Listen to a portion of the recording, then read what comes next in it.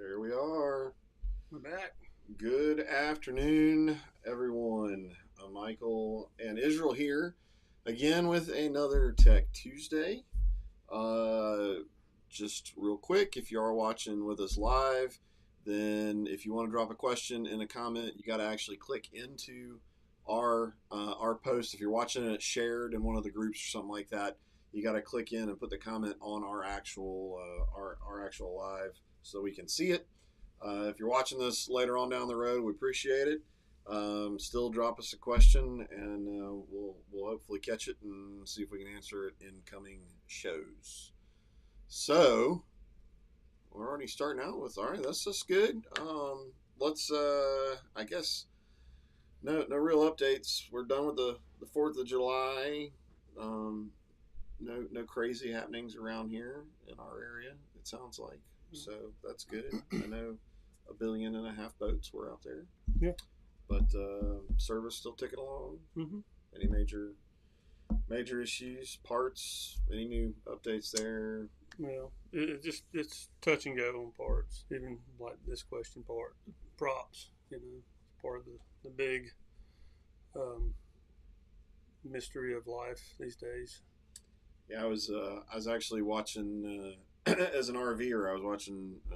There's a guy that has a really good RV channel on YouTube with one of the big dealerships, and he's been pretty straightforward with it, kind of what's going on in the RV world. It's hitting everybody. So they're a lot of it isn't. They're actually. It sounds like they're getting RVs out a little bit better than the boat industry has gotten boats out. Right. I don't know if that's just they can build them faster or what, but what he was talking about was the little parts and stuff like that were really hanging up. So, all right, well let's dive into a question. Let's see here. I have a Yamaha T2 25 pitch that is bad but under warranty, but Yamaha is having problems getting it replaced. I'm trying to find an alternative prop that will work for the same time being. Well, there's several options out there, and I know that Scorpion makes a prop, and they actually say not to use it on the SHOs, but sometimes you got to do what you got to do. I'm not saying that I disagree with that recommendation, but when that's all you got, that's all you got. But you can use a conversion kit on a Mercury, like a Tempest or a Fury. They don't necessarily seem to work quite as well. Depending on the boat you have, you could go with a Bravo 1 prop. I know some of the guys using some of the XS props, like a 25 or 26 pitch. But I think to get them to run good, you have to end up sending them off to Croxton or Lanier, get them worked a little bit, and that really wakes those props up. But otherwise, I would just try to find something simple like a Tempest. Tempest Plus tends to run a lot like the old original vintage Yamaha props. So that could be a good alternative, depending on the boat that you have. So you mentioned a prop that Yamaha recommends against. Is that? Well, it's not Yamaha necessarily. I'm sure they do as well, but if you buy an actual Scorpion prop, it'll say on there not recommended for shows, because I think they have problems slinging ears, and they were not wanting to warranty those. Okay, so it's not gonna. If you use that prop, is it gonna mess with your warranty on the motor? Because I'm assuming if he's got. It depends on what it does. If it slings off and knocks the cavitation plate off and bends the prop shaft, they usually want a picture of the prop. And if you're not running a Yamaha prop, I think they could, say something. Especially if that might be part of the reason why they were putting that, clause on the boxes, don't run on SHO, because more than likely Scorpion's not going to cover it, and then Yamaha sees that Scorpion on there, and Yamaha doesn't cover it because of the recommendation of that particular factory. So, you have to use some discretion when you're choosing alternatives. Well, I hope that helps. Not great answers, but that I think the Tempest Plus might be the best all around prop. It's not going to run probably as good as the T2, but it'll get you down the river. So, all right, Timmy Taylor, how are you, sir? All right, Eric Smith looking at a boat with a 2003 200 HPDI, less than 200 hours on it. It's 2.6 liter. Any worries with that engine or low hours? The only thing I can say is that's the small block version of the HPDI. They made a 200 big block as well. I would say the 200 big block in that format was probably a little bit more reliable because it's on the lower end of the horsepower in that in that platform. Anytime you go up to like the 250 or even the 300, there's always going to be more volatility there because you're running things hotter and faster. On the 2.6, the largest horsepower they made was a 200. So now you're at the highest horsepower of that platform again. Okay. It was more reliable probably than like the 250 and the 300 in the big block, but you have to keep that in mind when you're running those. It is on the peak of that horsepower on that actual platform. Did I see a lot of issues with them? Not really. They seem to do good. The only thing I would say is it being a 2003 with low hours on it, I would find out if it's been sitting a long period of time because that's the Achilles heel of most of these engines, right. two-stroke wise, is they sitting for a while. They can have a tendency of creating problems where if somebody used the engine more often, it might not necessarily have any issues. So. And not that I'm the mechanic here, but the other thing to think about, because if it is on the whole boat, it's not just the motor, but that also means all the other systems in the boat haven't been used. That's right. So if you've got hydraulic steering, your electrical systems, all that kind of stuff. So probably a good thorough. Yeah. Find a shop to go through it. For sure. Or the fuel pumps don't like sitting up, and that's one of the killers of that engine is the low pressure pump, and then even the high pressure pump. The filters can get sticky. The tough part is if it's only got 200 hours, the seller may think they're in some awesome position that it's a very, very valuable boat because it's got so low hours. But I know Iz has said multiple times when it's one of those, well, it ran great the last time I was out, but the last time I was out was 8 years ago. That's right. From a dealership perspective, we would look at that and go, it's got value for sure, and it could be a very good boat, but definitely. If we took that in, I would do the works on it. So. All right. It looks like Eric hit enter on. It's from. Right, it's one of our. Do we have anything with a 2003 sitting around? I don't know. All right. I'm gonna jump in. Okay. But if we have something that old, we're going to go through the whole thing and make sure it doesn't have any problems. So I like seeing them with those low hours come in like that because I can usually do something with them. So okay, coming from a dealer up north, 110 compression, all cylinders. And more likely they probably didn't use it in the wintertime, which is not necessarily a bad thing. So as long as they took precautions to winterize them. So. All right, Tim, tech question. If an Ultrex trolling motor shaft breaks, is a foot and shaft replaces as an assembly? We try to do that now. Asking for a close friend? Yeah, I like close friend. So we've in the past tried to put shafts on, screw them in, and they seem to have some special, powerful stuff that they put them together with at the factory. And they probably have some kind of, I don't know if they bake it in there or whatever, but we don't like just putting a shaft in. We try to at least put the housing and the magnetic, the magnets, all that. We try to get that together. If we can't do one with the whole armature, if we can do one with the whole armature, we do. It just makes it simple. You just slide it up there, plug everything in, and it goes. So that's what we would try to do. I would find a way to do whatever you can to keep that Ultrex working because it's not exactly simple to find replacement Ultrexes right now. That's right. So, for what that's worth, which have you seen the new turret, the new whatever they call it, forward-facing sonar target lock that they came out with? Did you look at it on Matt's boat when it was here? I did. It looked fancy. Yeah, it's doesn't look like the cover will go on the boat anymore. it definitely you're stacking a lot of stuff on your trolling motor. He's wing nut, so you can wing nut it off, sit it in the floor.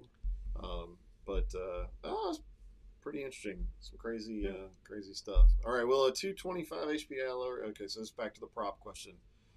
225 HPI lower unit work on the 200 HPI.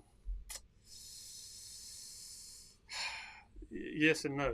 I mean, it's different bolt pattern. I mean, the 4 bolt. There's 5 bolt pattern parts of that pattern that will work, but it's technically sticks out a little bit longer than the other one. So in that regard, it's not a direct fit. It's not a direct fit. And there's a few other little differences, like the big block has a where the speedo connector is. It's like a fitting that goes into another fitting, a male and a female, whereas the small block is got a barb where you have to poke a little hose over and put a zippy tie on it. So that would have to be changed, and then you'll have a piece sticking out the back. Would it? Can you make it work?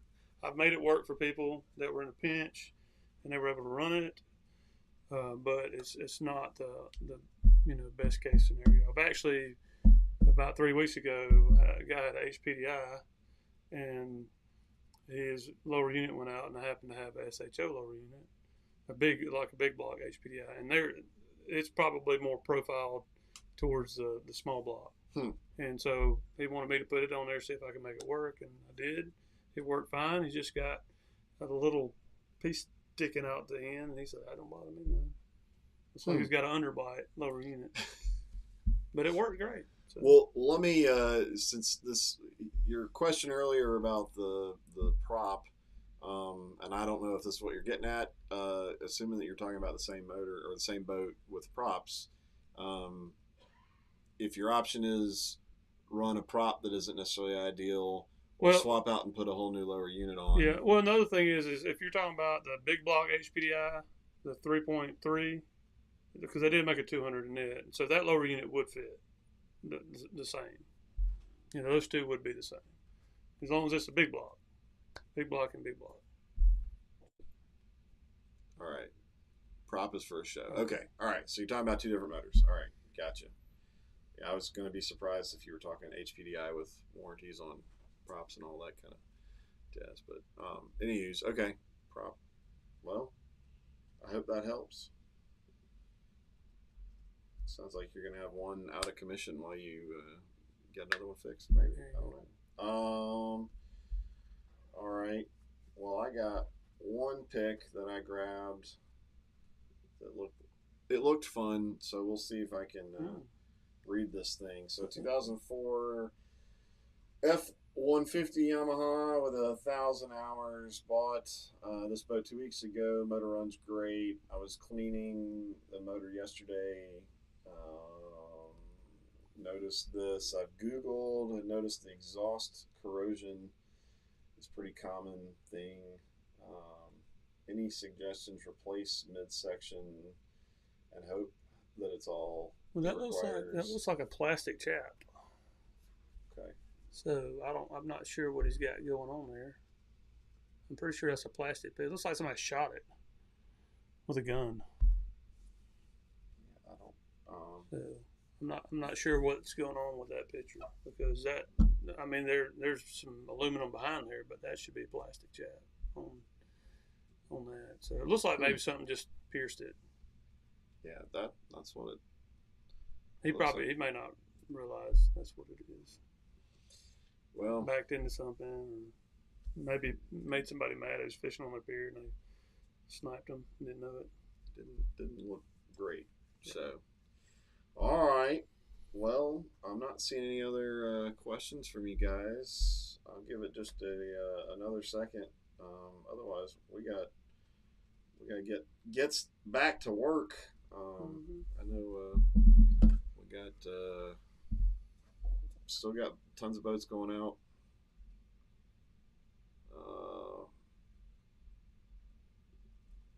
Let's see here. Thinking of running lithium batteries. Will the weight reduction affect performance of X21? Yes. you'll probably lose a little speed. Actually, I've seen people put all lithiums in the back of those and lost 2 mile an hour. So you have to be careful because the newer ones, some of the older ones that had the two tanks, it probably would help. But they've set those boats up where the tank's under the seat now, and it kind of balances that boat the way they set up the hull. So you start pulling weight out of the back, it starts pushing the nose down, and then you can lose. You can lose. I've seen people do it and not lose speed, but a lot of the people that have done it have lost a mile an hour, or maybe 2 miles an hour. So may want to try, 3 lithiums for petroleum batteries, and maybe put a really big heavy cranker like a Odyssey or what's the other one? That K2 battery. Okay. And that may equal that out a little bit. And I mean, obviously you're specifically asking about performance, but weigh it with what else, what pluses, what are you achieving with the lithiums? So I don't know. These days, that's definitely lithiums are a hot topic. So because you may give up a couple miles an hour, but are you trying to run more electronics and you have more juice, all that kind of stuff. Yeah, I've got to edit up a video here soon that we did with it was Impulse Lithium. Mm-hmm. So they seem to be working pretty good. Yeah, I know the parts guys I think are liking them. So that, I like how close they are. So yeah, it helps. But yeah. I see Eric finding parts for that engine. It doesn't seem to be. I think that's the HPDI. The 2003. 2003. Yeah. Probably not very hard right now because there's not a big. The parts they do have, I don't think there's a bigger demand for them now because of the SHO. So they usually have most of the stuff in Atlanta or in Wisconsin or in California. Okay. So. All right, Timmy, with another one. Skeeter, 3-year original warranty period ends next spring. Any advice on what I should have checked, inspected before the end of first 3-year warranty? No, just keep doing what you're doing. If you maintenance it regularly, we usually don't see any issue. So, what is nice about Yamaha's YES warranty, it's almost a mirror image of the 3-year original warranty. The only difference might be sometimes, like say if your trim has a problem, a lot of times, like in the 3-year warranty part, if it's a major issue, they'll probably replace the trim. And then when you get into the YS warranty part, they may want us to pull it apart, clean it, put seals in it, put it back together. So, which is not a big deal. And then if that doesn't fix it, then they would probably replace the trim. So there's a reason they call it YES because they usually say yes to everything. All right, that's the good thing. So I will. I would be a bad rep for a sales department if I didn't say. I know, Timmy, you're probably not one that's especially if you got extended warranty, you're gonna swap that boat out. But a lot of guys do. Kind of want to keep that boat in warranty. So if you are thinking, and again, not necessarily you, Timmy, but others, if you're in that position and you're talking about that kind of timeline, the way things are right now would be the time to start engaging with sales and getting a boat reserved if you wanted to get out of the boat before the warranty is up. Normally it wouldn't be an issue. Normally you roll in next spring and get a decent deal, or come in February and get a good deal on 22 model, but that's just not the way it is right now. So take that for what it's worth.